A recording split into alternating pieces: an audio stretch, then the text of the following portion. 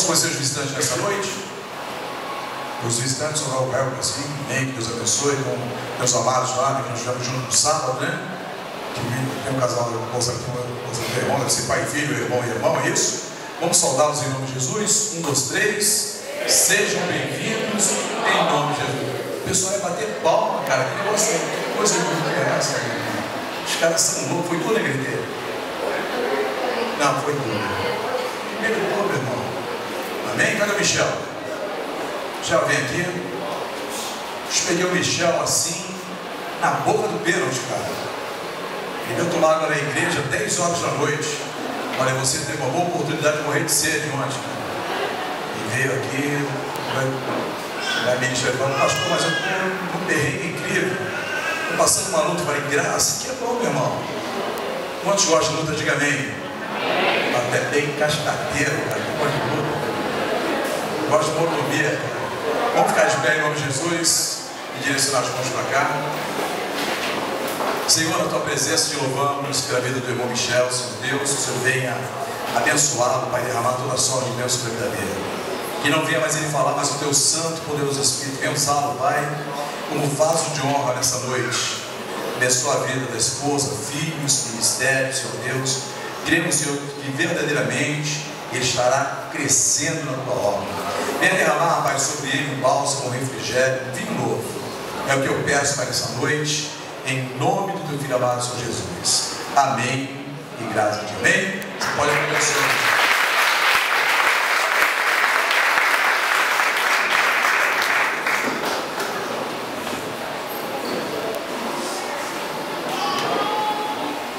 Graças a Deus, amém? Amém. Posso sentar em nome de Jesus? O pastor estava falando aqui, né? Eu perdi a oportunidade ontem que podia ter morrido de sede. E aí entrei aqui na igreja para tomar água. Só que eu aprendi mais uma, né? Quarta-feira à noite, aqui na igreja, se vê o carro dele aí, não entra. Você corre um sério risco de ser o pregador da quinta. Amém? Aprendi mais uma. Agora eu vou morrer de sede, eu vou beber água em casa.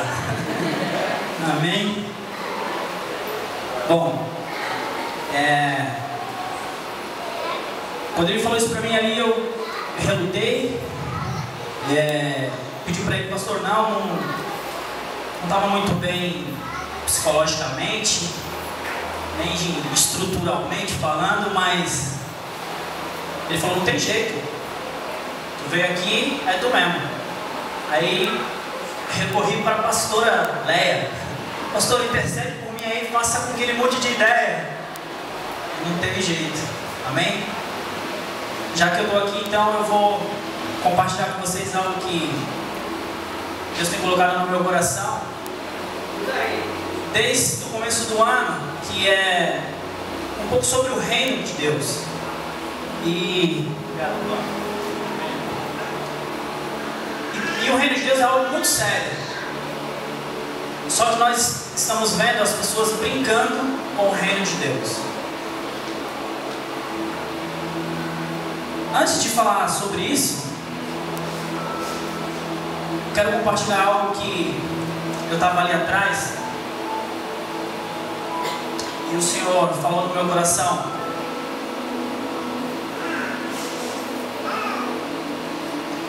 Eu não sei qual foi a forma que você entrou aqui essa noite, as tuas situações, os teus problemas, mas o Senhor sabe.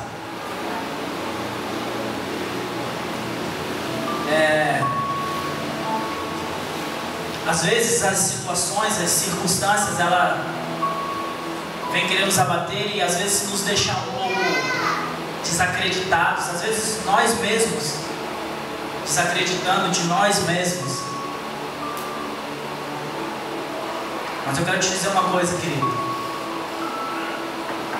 Deus, Ele acredita nos desacreditados. As pessoas podem não acreditar em você, mas Deus acredita.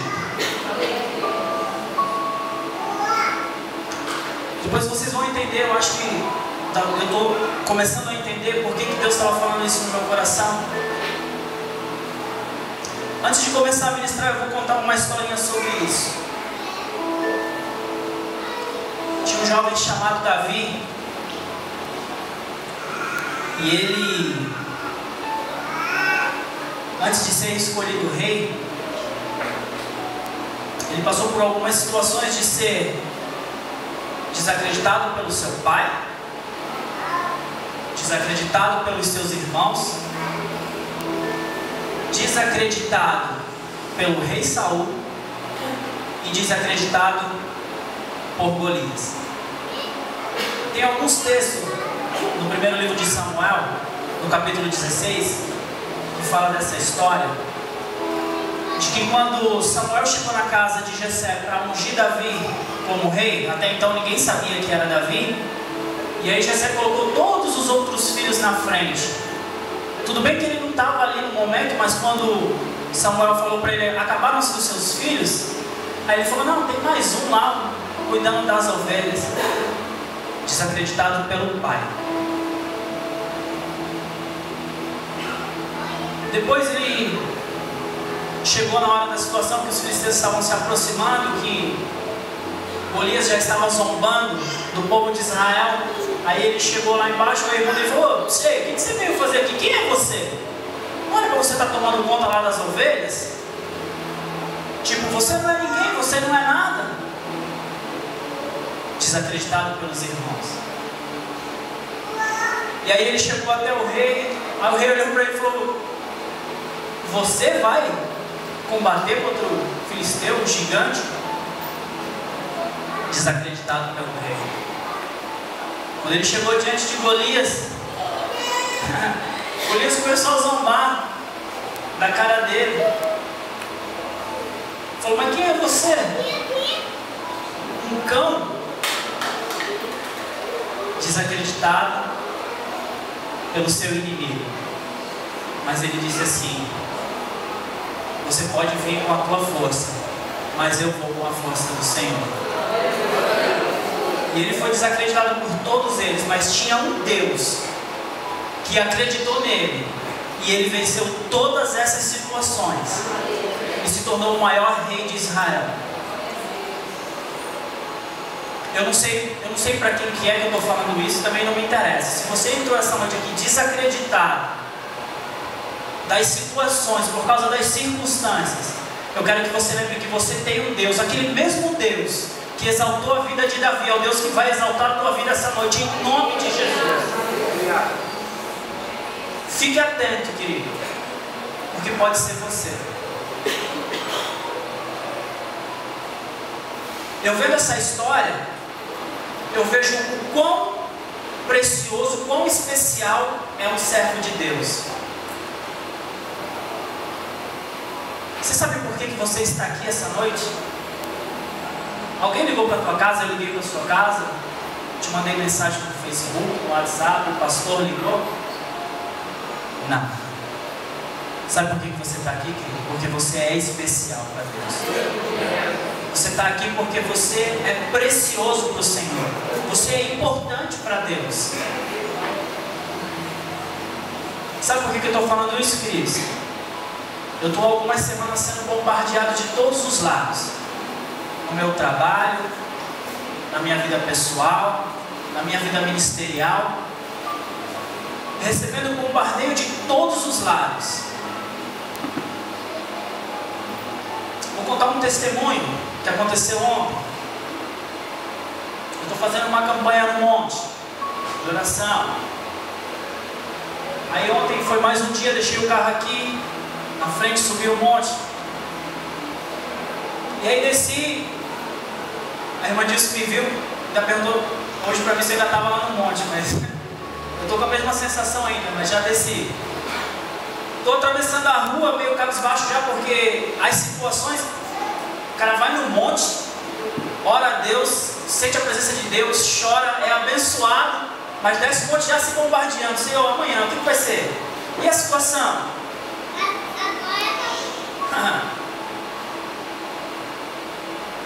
Aí estou atravessando aqui um semáforo, olhei o semáforo fechado, ficou verde para o pedestre, estou atravessando, aí escuto uma moto, atravessei até rápido, falei, pô, o cara vai me atropelar. fechado. De repente começa a gritar meu nome, Michel, Michel, Michel. Aí quando eu olho para trás, um rapaz com uma moto, com uma moça atrás. Aí ele falou, pô, espera aí, tu não tá me reconhecendo? Pô, o cara de capacete, fechado, à noite. Eu falei, não tô te reconhecendo. Aí ele tirou o capacete. O nome desse jovem é Flávio, um jovem que eu trabalhei com ele numa empresa há uns 4 anos atrás, quando eu voltei de São Paulo. E era um jovem que eu evangelizava ele no trabalho.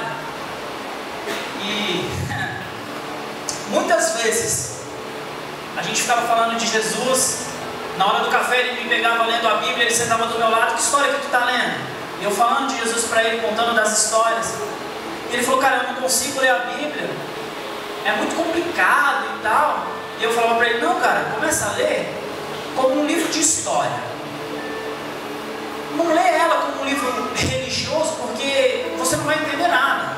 Começa a ler como um livro de história. Você vai ver lá em Gênesis, quando Deus criou o mundo, as pessoas e tal. Ele falou, amém. E aí passaram-se alguns dias e ele começou a me perguntar, porque ele estava lendo a Bíblia na casa dele. E aí ele vinha me perguntar às vezes, pô, eu estou lendo uma história tal, me ajuda aí, me ajuda a entender e tal. E a gente sentava e eu conversava com ele. E aí eu fiquei 1 ano nessa empresa e tive que sair. Recebi uma proposta de emprego melhor e saí, perdi o contato desse jovem. E aí, para minha alegria, eu encontrei esse jovem ontem, vindo do culto. Tinha ido ministrar a palavra de Deus com a esposa dele. A esposa dele na época era namorada, estava desviada. E aí ele se converteu através de tudo aquilo que a gente falava no trabalho. E a esposa dele voltou para os caminhos do Senhor. E a mãe dele está indo para a igreja. E a família dele está sendo transformada. Por isso que eu quero dizer, querido, que você é especial para Deus. Do mesmo jeito que eu estou sendo especial para Deus. Mesmo em meio aos meus bombardeios, às minhas lutas, eu sou especial para o reino de Deus. Você é especial para o reino de Deus. E aí ele me deu um abraço e começou a chorar e falou, cara, minha vida mudou a partir daquele dia que você pisou naquela empresa. Eu falei, meu Deus, quem sou eu? Vou te mandar uma quentinha agora. Sabe o que Deus falou para mim? Na hora que eu estava ministrando, preparando essa palavra, Ele falou para mim, realmente, não era você, era a minha presença em você naquele lugar. E aí aquele jovem me deu um abraço e nós trocamos telefones. E ele falou, ó, vou te convidar para tu ir na minha igreja e tal, conhecer a minha família, está sendo reestruturada, o Senhor está fazendo uma grande obra, vai ser levantado agora como diácono e vai acompanhar um pastor para abrir um trabalho lá na Pouca Farinha. Eu falei, meu Deus, que obra! E isso pode ser na vida de vocês, nas nossas vidas. Cadê Esther? Sabe o que é isso, Esther? Semente. Você lembra daquele jovem que nós falamos na terça-feira? Semente. Não para de semear, porque a palavra de Deus diz lá em Coríntios que Paulo plantou, Apolo regou, mas quem deu o crescimento foi o Senhor. Amém? Às vezes a gente escuta algumas coisas e as situações nos deixam um pouco desacreditados.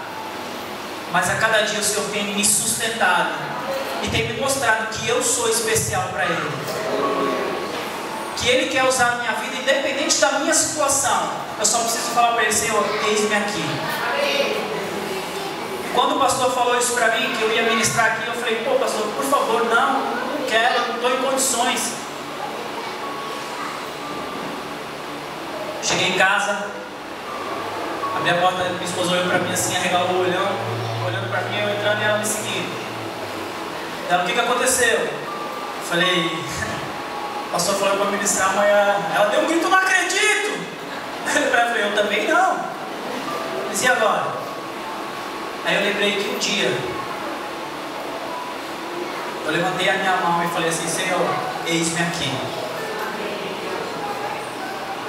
Seria egoísmo meu ficar olhando para os meus problemas, para as minhas situações e deixar o trabalho de Deus, a obra de Deus de lado. Eu lembro de um versículo, está em Lucas capítulo 9, acho que é o versículo 62.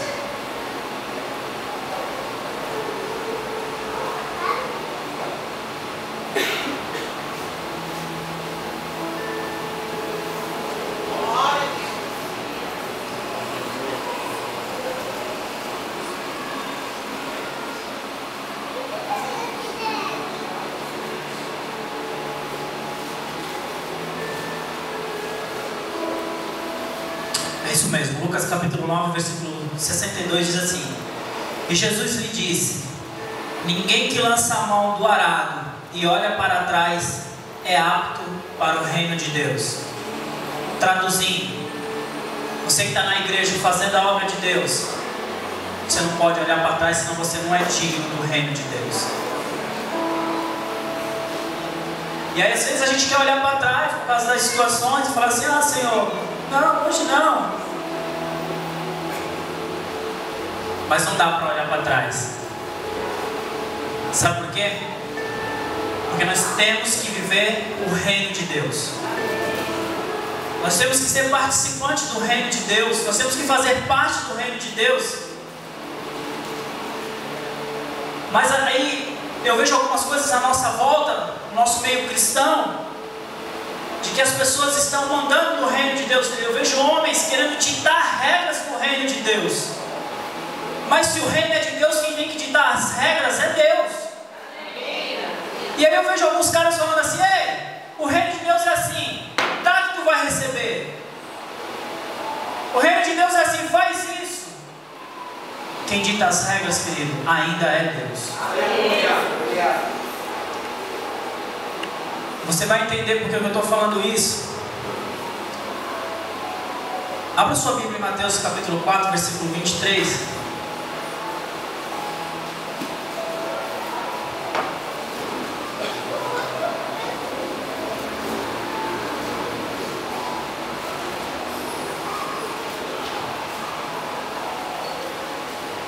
Sabe, querido, esse negócio de reino de Deus, ele mexeu comigo desde o começo do ano. Desde o dia da ministração do pastor Josué, naqueles 12 dias aqui, os 12 dias de campanha, o pastor Josué ministrou uma palavra aqui sobre a arca de Deus. E a arca de Deus é a presença do próprio Deus. A arca de Deus, ele era o que trazia o reino de Deus para a terra. No Antigo Testamento era a arca de Deus. E aí depois essas coisas começou a mexer comigo, eu comecei a pesquisar algumas coisas. Mas vamos lá para o versículo. E percorria Jesus toda a Galileia, ensinando nas sinagogas e pregando o evangelho do reino de Deus, curando todas as enfermidades, moléstias entre os povos. Quando eu vejo esse versículo, querido, eu começo a entender que um dos intuitos de Jesus era pregar o evangelho do reino de Deus. Então ele veio, um dos intuitos era esse, pregar o evangelho do reino de Deus. O que ele queria que nós fizéssemos? Que nós vivêssemos esse reino de Deus, porque senão ele não ia pregar isso. Ele pregou porque ele quer ver o seu povo vivendo no centro da vontade de Deus. E hoje eu vejo algumas coisas, misericórdia, eu não vim aqui para falar nem de coisas e nem de pessoas, eu vim aqui para falar do Senhor. Mas o que me entristece é ver que pessoas estão levando outras pessoas, mostrando outros tipos de reino, que não é o reino de Deus, que não é esse evangelho que Jesus começou a pregar.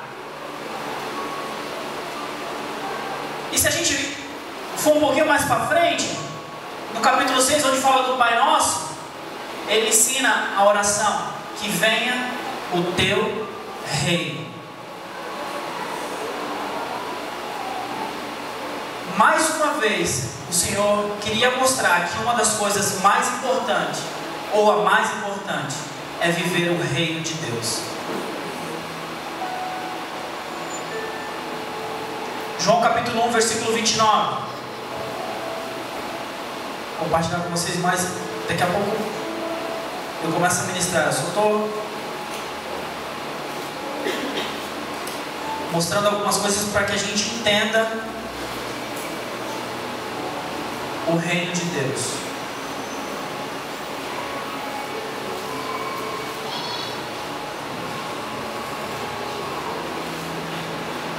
João 1:29. João 1:29.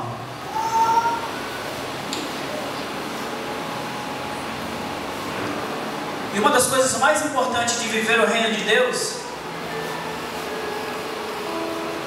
é isso aqui. No dia seguinte, João viu Jesus que tinha vindo para ele e disse: eis o Cordeiro de Deus que tira o pecado da minha vida. Esse é o primeiro passo, é uma das primeiras coisas que a gente precisa entender para viver o reino de Deus. Eu preciso entender que Jesus ele não veio para que eu andasse de Rolls Royce, para que eu morasse em Alphaville. Isso são demais coisas. A primeira coisa que Jesus veio foi tirar o meu pecado, para que eu viva o reino de Deus.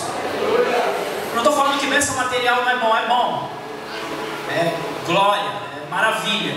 Mas não é a primeira coisa. A Bíblia diz que a primeira coisa, buscai primeiro o reino de Deus, e as demais coisas vos serão acrescentadas.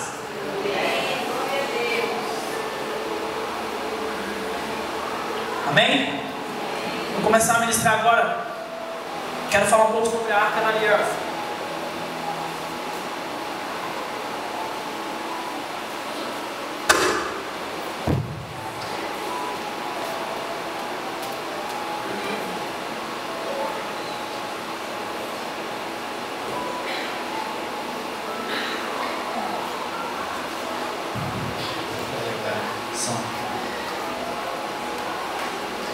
Falar um pouquinho da Arca da Aliança. No Antigo Testamento, a Arca da Aliança ela era a presença de Deus na terra. Era a presença do reino de Deus na terra. E tinha algumas coisas que as pessoas tinham que fazer. Quem levava a Arca de Deus? Quem carregava? Os levitas. Amém? O que eu quero dizer com isso, queridos? É que para carregar a Arca de Deus eram pessoas separadas. Os levitas foram pessoas escolhidas, separadas, para carregar a presença de Deus, a Arca de Deus. E eu quero te falar uma coisa essa noite, querido. Você está aqui porque o Senhor ele te separou e te escolheu para você carregar a presença dele. E uma das coisas que faz com que nós venhamos carregar a presença de Deus é viver o reino de Deus.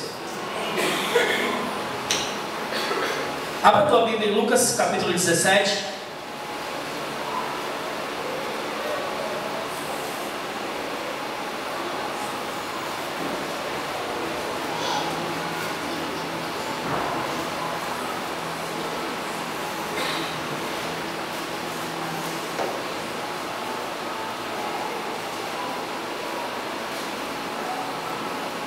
Versículo 20 e 21.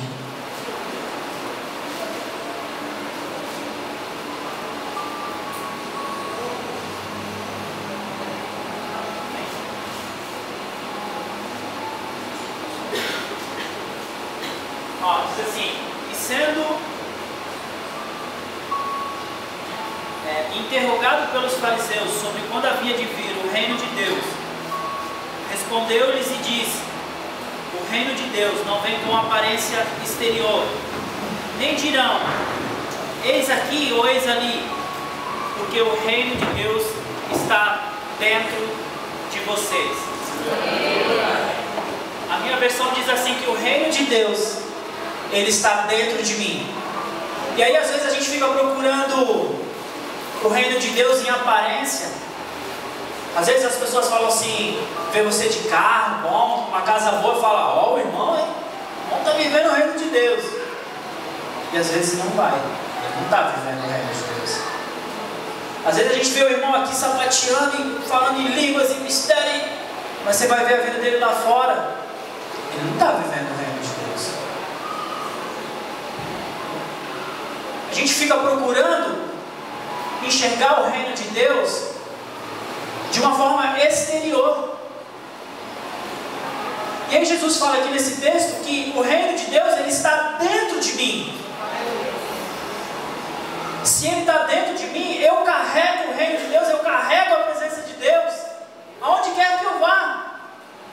Por isso que eu entendi quando Deus falou para mim assim: realmente não era você lá trabalhando, era a minha presença em você lá.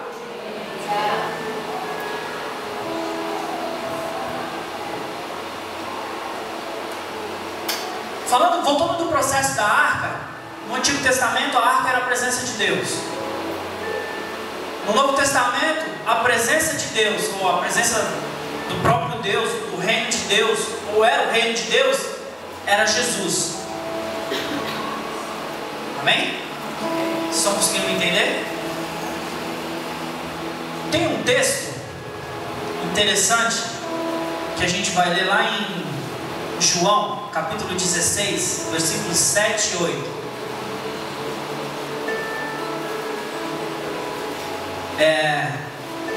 Depois de todo esse processo que eu estou falando da arca, que era a presença de Deus no Antigo Testamento, no Novo Testamento, Jesus, a presença de Deus na terra, tem um pequeno detalhe que a gente vai ver agora lá em João, capítulo 16.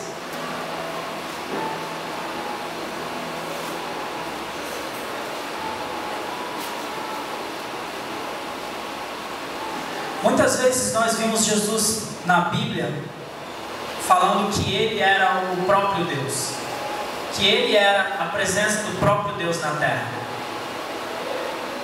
Só que a gente também sabe que Ele passou por todo um processo de morte, crucificação, ressurreição. Depois Ele teve que subir, que é esse texto agora que a gente vai ver, João 16, 7 e 8. Diz assim: todavia digo-vos a verdade, que vos convém que eu vá, porque se eu não for, o Consolador não virá a vós, mas se eu for, enviá-lo-ei, e quando ele vier, convencerá o mundo do pecado e da justiça e do juízo. Então Jesus, ele foi para a destra de Deus, e quem veio? O Espírito Santo de Deus. Então a presença de Deus hoje na terra, quem é? O Espírito Santo de Deus. Vocês estão me entendendo?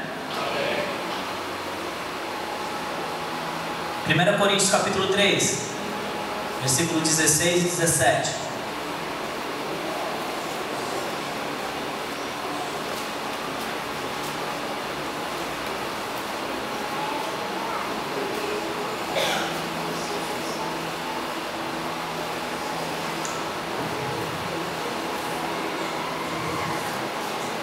Amém?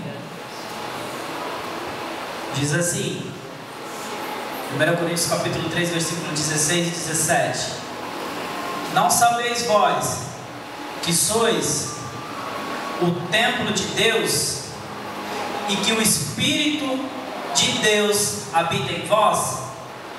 E que se alguém destruir o templo de Deus, Deus o destruirá, porque o templo de Deus que sois vós é santo. Então, para que eu tenha o Espírito de Deus e que seja santo, eu tenho que viver o reino de Deus.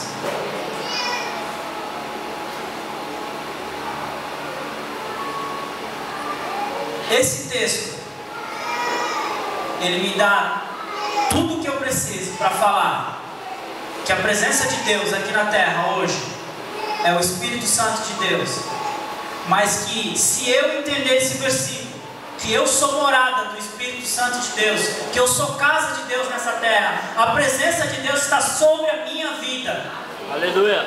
Eu quero te dizer, querido, que você é a presença de Deus nessa terra.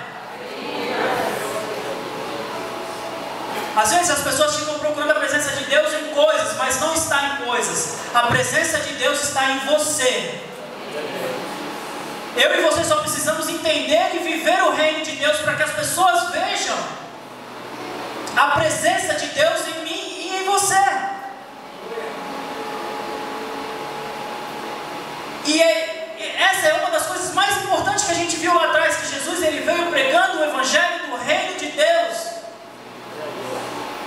E não dá mais para ficar perdendo tempo de, eu não quero viver o reino de Deus, mais ou menos, ou um dia sim, um dia não.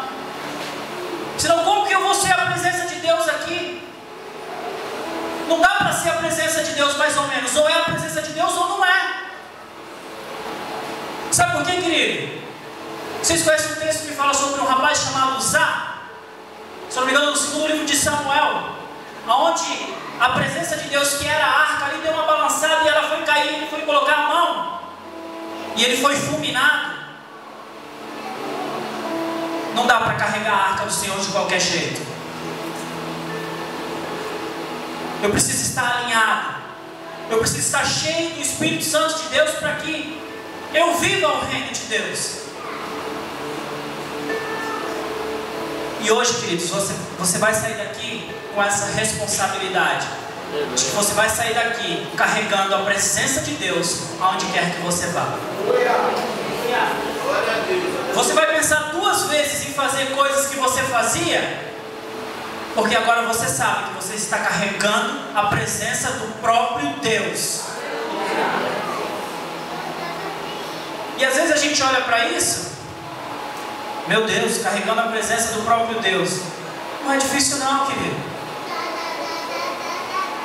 É só abrir mão do pecado.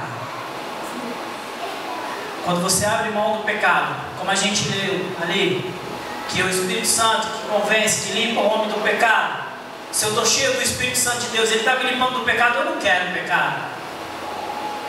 Porque o pecado é algo muito ruim, que você faz uma vez, 2 vezes, você vai se acostumando. É igual quando falta luz na nossa casa. Falta luz na nossa casa, a primeira coisa que a gente faz é correr atrás de uma vela, ou de uma lanterna, ou de uma luz.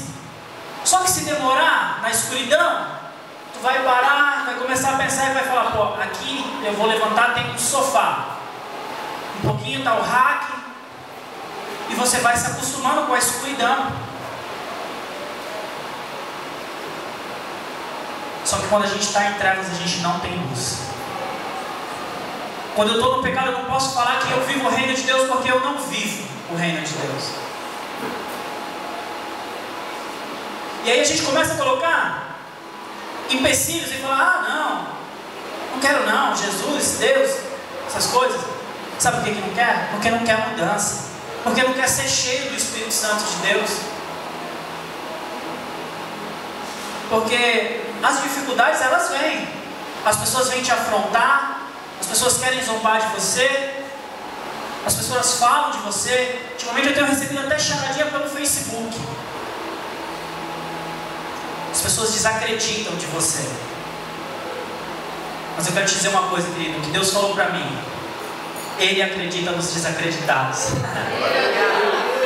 Pode estar todo mundo falando o que quiser de você, de mim, mas eu tenho certeza que eu tenho vivido na presença de Deus, que eu tenho vivido o reino de Deus.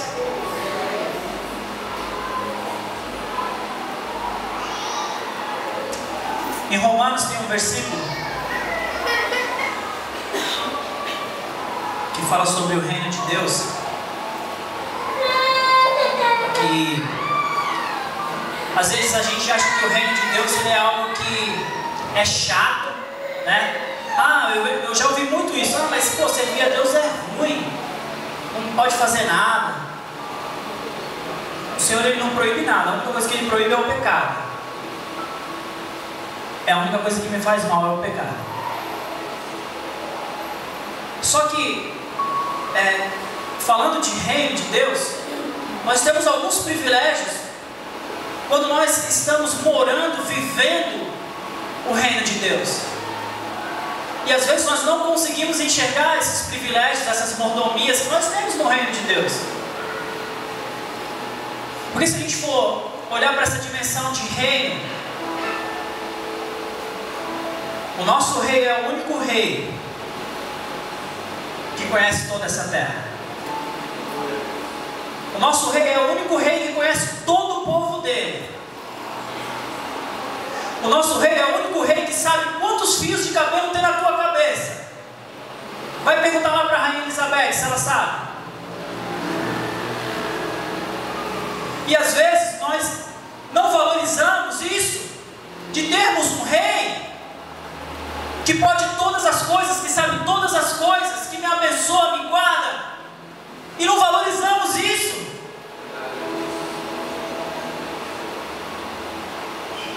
Precisamos valorizar esses privilégios, querido. Vivendo o reino de Deus, tendo um rei desses. Aí você olha para o lado, a Bíblia diz que está Jesus sentado à destra dele. Olha esse reino, o Pai e o Filho governando a tua vida. E eu te dou todo o respaldo bíblico que fala que Deus sabe de todas as coisas. Tem um texto interessante lá em Isaías, capítulo 9, que fala de um príncipe, esse Jesus que está sentado à destra de Deus, que às vezes você não dá importância para ele. Eu também, às vezes. Isaías capítulo 9, versículo 6 diz assim: porque o menino nos nasceu, e o filho nos deu, e o principado está sobre os seus ombros, e o seu nome será Maravilhoso, Conselheiro, Deus Forte, Pai da Eternidade, Príncipe da Paz.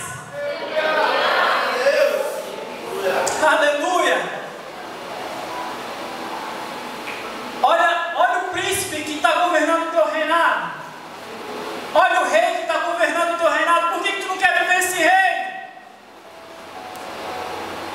O que te impede de viver esse reino? De viver esses privilégios, essas maravilhas? Lá em Lucas no capítulo 1, versículo 37 diz que não há impossível para Deus. E esse Deus é o meu rei e o teu rei.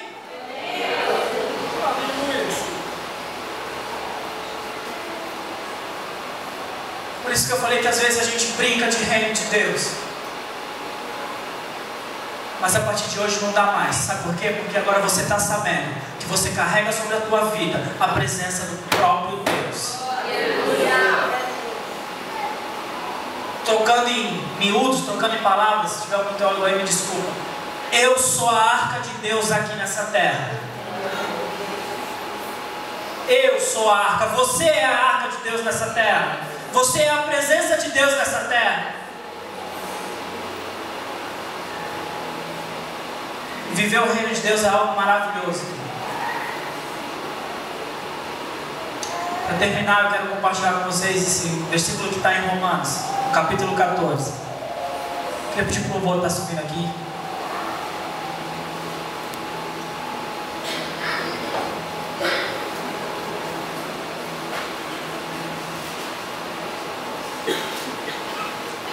Romanos capítulo 14, versículo 17.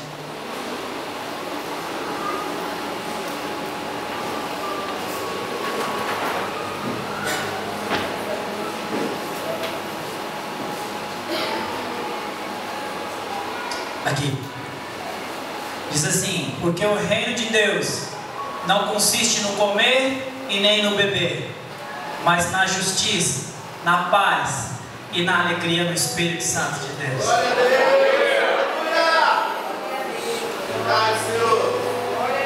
Sabe o que eu quero te dizer, querido? Que quando nós estamos vivendo o reino de Deus, por mais que as situações se levantem, por mais que as tribulações venham te afligir,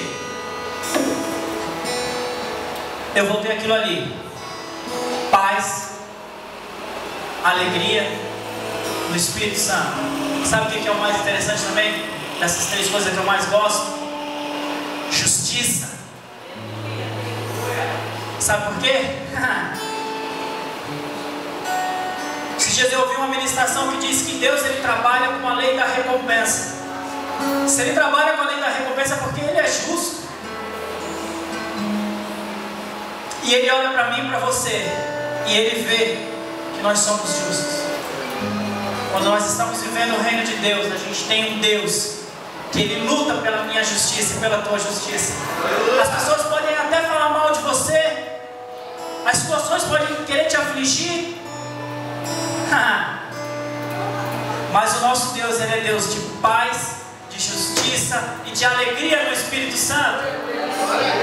Eu estou sendo bombardeado por todos os lados, querido, esses últimos meses. Mas eu não perco a minha... Eu falei para a Roberta esses dias, eu falei, meu Deus, às vezes dá vontade de bater a cabeça na parede e sair gritando, mas eu não consigo, porque a paz de Deus está dentro de mim. A alegria do Espírito Santo não sai da nossa vida. Às vezes as pessoas ficam olhando, caramba, vocês só andam alegre, mas ninguém sabe o que a gente está passando lá em casa.